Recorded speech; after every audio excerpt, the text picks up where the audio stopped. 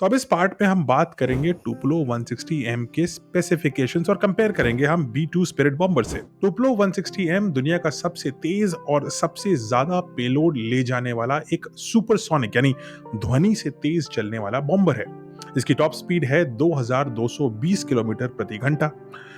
Compare करिए अगर इसे B2 बॉम्बर से, तो B2 बॉम्बर की तुलना में इसकी स्पीड डबल है, क्योंकि B2 बॉम्बर की स्पीड 1010 किलोमीटर प्रति घंटा होती है। टुपलो 160M ना सिर्फ तेज है, ये ऊंचाई में भी आसमान का बादशाह है। जहां एक टिपिकल कमर्शियल एयरक्राफ्ट जैसे कि बोइंग या एयरबस लगभग 11 से 12 किलोमीटर की ऊंचाई पर उड़ती है, वहीं टुपलो 160M उड़ता है 16 किलोमीटर की ऊंचाई पे, यानी लगभग 50,000 फीट से भी ज्यादा। अब सोचिए, अगर इतनी ऊंचाई से ये बम गिराए तो दुश्मन को पता नहीं चलेगा कि तबाही कहां से आई और कहां उसे तबाह करके चली गई। अब बात करते हैं इसकी पेलोड कैपेसिटी की। टुपलो 160M एक सॉर्टी यानी एक फ्लाइट में 40,000 किलोग्राम का हथियार ले जा सकता है। अगर इसे हम कंपेयर करें तो ये लगभग एक T90 टैंक के वजन के बराबर है, यानी एक पूरा टैंक अपने पेलोड में ले जा सकता है।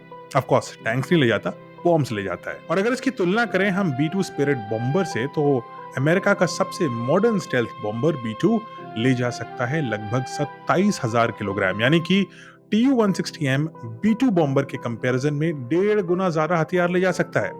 अगर हम बात करें स्टेल्थ की अब, तो स्टेल्थ की कैपेबिलिटी B2 बॉम्बर की कहीं बेहतर है। हालांकि TU-160M में एक रेडार इवेडिंग कोटिंग होती है, लेकिन उसके बाद भी उसका जो क्रॉस सेक्शन रेडार पे दिखता है वो लगभग एक 6.5 फुट के इंसान के क्रॉस सेक्शन जितना दिखेगा, यानी एक बड़ा सा वल्चर जितना दिखेगा। कंपेयर करें अगर B2 बॉम्बर से, तो B2 बॉम्बर महज एक मक्खी जितना दिखता है। यानी ये तो तय है कि TU-160M को स्टेल्थ कैपेबिलिटी के लिए नहीं बनाया गया है। इसकी मेन स्ट्रेंथ इसकी स्पीड है, इसका पेलोड है और इसकी हाइट है।